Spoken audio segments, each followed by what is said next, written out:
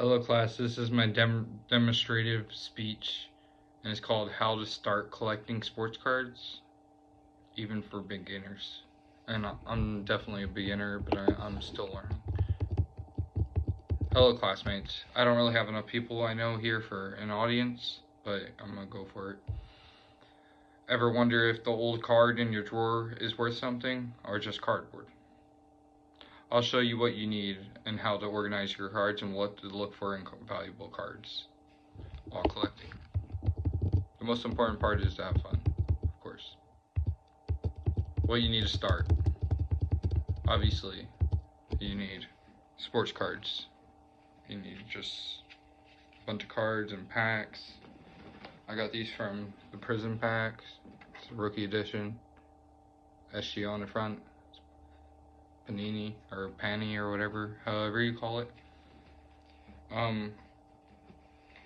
First thing you need to do is get yourself a binder if you're going to start collecting any type of binder. I mean, you rather have it be hard covered.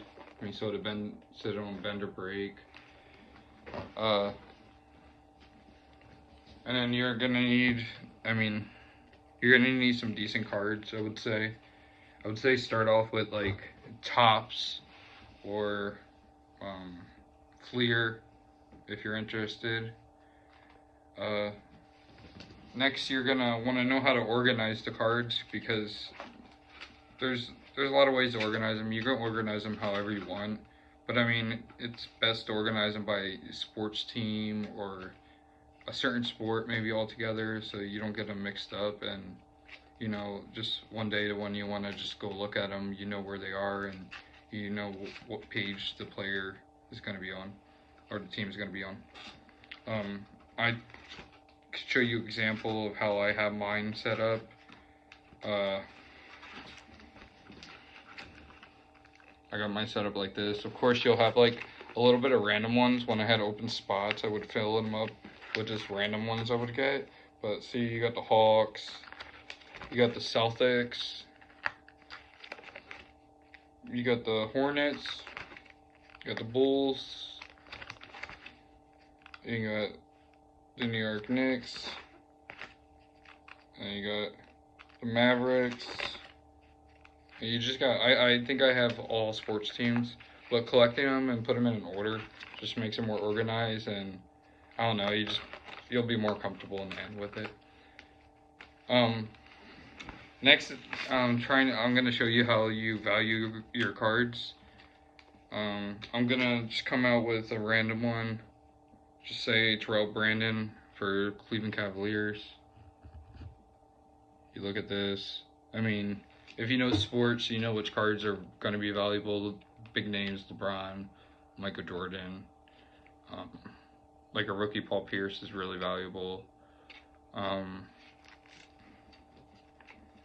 Yeah, and that's how you organize them, and then how you value them. You can look them up on apps like Colix or Grader or Card Grader. There's so many different apps that you could use.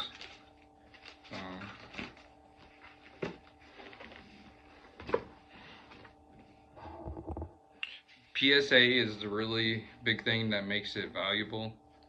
The highest is a PSA 10. I mean, it's very hard to get. You have to have your card perfectly centered in a casing.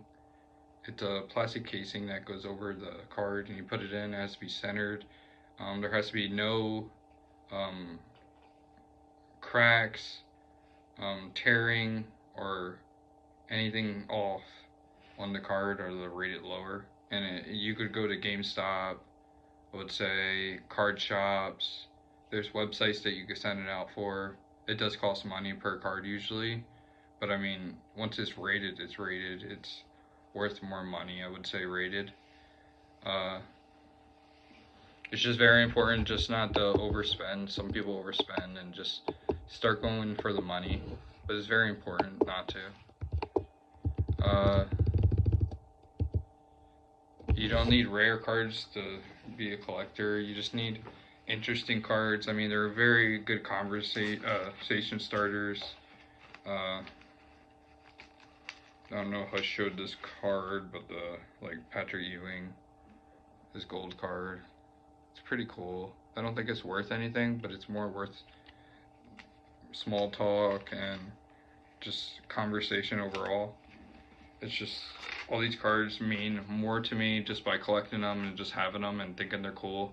And maybe one day they'll end up valuable. Just that's what you have to think about with like cheap cards. Sometimes they come out more valuable than you thought they would.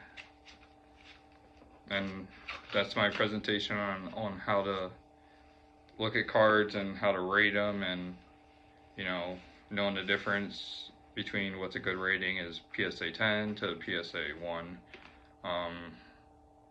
Yeah. You guys have a great day.